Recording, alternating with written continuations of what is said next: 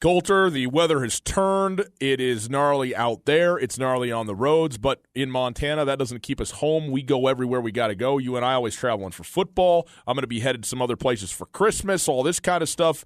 You know what gives me comfort? I know that I'm always about 11 feet from a Town Pump Superstore. I mean, no matter where I am in the state of Montana, you got gasoline, you got all the refreshments you need. The kids got to have, a packet of gum, some chips, some water to keep them going, keep them satiated and satisfied in the back seat. And you know what other S word? Silent. Shut them up, those kids. You go to Town Pump and you got yourself some peace and calm in the van ride. I should pay them $1 million for what they've done for me. I always hit up that Town Pump right when you get over Homestake Pass, right in Rocker there, because I always run out of the spray fluid for the windshield. And the semis are spraying on you. When it gets cold and icy and snowy like this, you got to have the right fluids in your car, and Town Pump's got that covered as well. And sometimes you need a beer for after the drive. So get yourself a six-pack, drink it when you get home, behave yourself. But it's a great place no matter what you need. Fuel, food, caffeine, water, anything. And who knows, maybe you throw $1 in the machine, you walk away a winner too. I mean, you got all these different ways to recreate, stretch your legs on the highways. No matter where you're at in Montana, there's a Town Pump near you. Town Pump, Montana's best since 1953.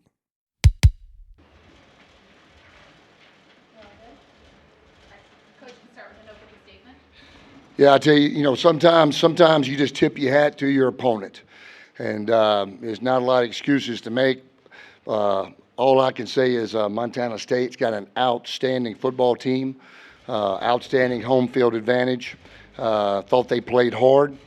I thought our defense, though, gave us a chance to stay in the game, even though things didn't go well for us early. Our kicking game, we kept punting them deep and kept playing good defense, stayed in the game, cut it to 10-3 right at halftime. And I felt like, hey, we got a chance. We're in the game. And even in the second half, we gave ourselves a chance. We just couldn't get a lot going offensively due to them. Got to give them credit. They had an outstanding defense. And we just never could get in a rhythm offensively. I thought defensively we played well enough to probably win the game. But give them guys credit. I'm really proud of these guys for what they've accomplished this year and what the season that they have had and what they've brought to Austin Peay and the memories they've made for our football program as we're building our program. And I'm just really excited how they kept playing, kept battling, even at the end where we got the deep score to have a chance to still be in it. Our kids still believed. And that's what I love about these guys. They believe all the way up to the end. But at the end of the day, sometimes you just shake your opponent's hand and say, hey, good game. And I got to give them the credit. They had a good football team. Coach, talk a little bit about, that first half. And really throughout the game, I mean, Montana State was so physical up front. Have you guys faced a team that was as physical as Montana State was in this game? Well, we've faced some good defenses, but I thought their defense was physical. They made it hard to run between the tackles. We had to get the ball on the perimeter.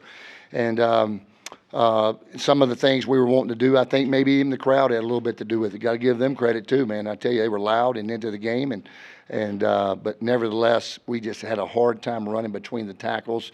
Got in third and long, couldn't get in third and short to be more consistent on third down, and that definitely hurt us on third down, not being very good. It was in too many third and longs. The way that they put pressure on you guys, did you expect that? Did you expect some of the blitzes that they? Yeah. They're really tough defensively. We knew they were going to be good defensively, and obviously we got a good defense too. And be honest with you, that first half, it's 10-3, and both defense are playing good. We gave up the one lone touchdown where we got out of gap of the long one big run. But other than that, you take away that one play, we played about as good a first half of defense as we could play also. But in the second half, we just too many mistakes and sort of hurt ourselves, and we just couldn't consistently, find a way to move the ball, and that's just much on us coaches too. So it was just a total, team loss, coaches and players. Specifically, Montana State's defensive front, what kind of problems did they pose? Yeah, they're really tough. They're strong, they're big, and they've got a big football team, even their offensive line. But I thought our D line held our own against that big offensive line and got a lot of stops, got off the field. But their D line was really good in the middle, and we had a hard time moving them consistently. You want to talk a little bit Javaughn, just talk a little bit about, facing that D-line like you did. Particularly in the second half, they seem to really be able to, penetrate there and, put you guys in very difficult positions. And you were kind of scrambling for your life there in that second half. They were able to get some sacks. Just talk a little bit about the struggles of the offense there and having to face that defensive front. You first got to give, their coaching staff and their players a lot of credit. They did a great job up front all game. We knew coming in that they would be physical and a tough defense to play against. And, their defense is set at the defensive line, and they set the tone early. I just believe they played harder than we did. And, we had some mistakes and some busts as well up front, and then myself as well. And so you can't beat yourself up. And when you're playing a team like that, they're going to capitalize off of the mistakes that you make. And so I give them a lot of credit for the capitalizing off of our mistakes and then just their scheme and everything they did defensively. And so, give them credit for everything they did. Josephus, how hard is it to prepare for that sort of offenses where there's all the pre-snap motions and all the ball carriers and stuff like that? What sort of challenges does that present? I wouldn't really say a challenge. We've seen it many a times. So, I wouldn't really say it was a challenge. It was a pretty good physical offensive line. So, I tip my hats off to them and they coaching staff. They came ready to play. So, The travel, going to California back and to Montana and back, what's this been like for you guys the last couple of weeks? It's been an experience, I went, it's been tough, having to get off, not really having that extra day. But it was a good experience, get to travel the world with your teammates, guys that you've been going to war with all year. So it was a pretty good experience. Coach, can you talk about number 22, Alphonse, and just the effectiveness of the running game against one of the better rush defenses in the country? Yeah, he's a good player, and we knew that coming in. But you got to give the credit to those guys up front too. I thought they're a good front, but I thought even though he was really effective, obviously that we still at the end of the day played well enough defensively. If we could have got a few more drives going and been a little more consistent, I thought our guys battled. But man, I tell you, he is an outstanding player, outstanding back. Anything else? Baniko, talk a little bit about, this offense, really struggling to kind of get in any kind of rhythm and flow, particularly in that first half. You guys were only down 10-3 after that first half. But talk a little bit about, how difficult it was just to get in any kind of rhythm in that first half. Well, I don't know how to really elaborate on that. I just know we came in with a good game plan. We was focused, and we feel good about it. Just coming in, like I said, they just wanted better than we did. They came out and played hard from beginning to end. They were so physical up front. I guess, did they play a lot like that in the secondary as well, where they kind of pressing you guys, playing you guys tight?